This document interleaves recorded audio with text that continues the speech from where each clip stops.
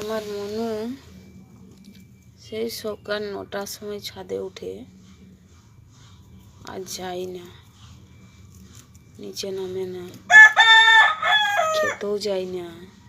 ওই খাবার এনে দিলে এইখানেই বসে বসে খাই, এইখানেই থাকে।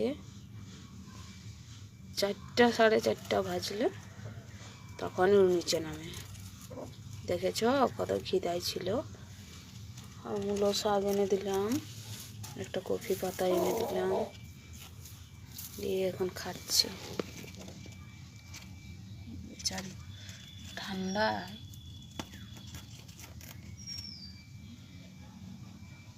নিচে আর যেতে পারছে না, ছাদেই বসে আছে। তার ছাদের এক কোনায় আছে, দেখেছ কেমন খাচ্ছে।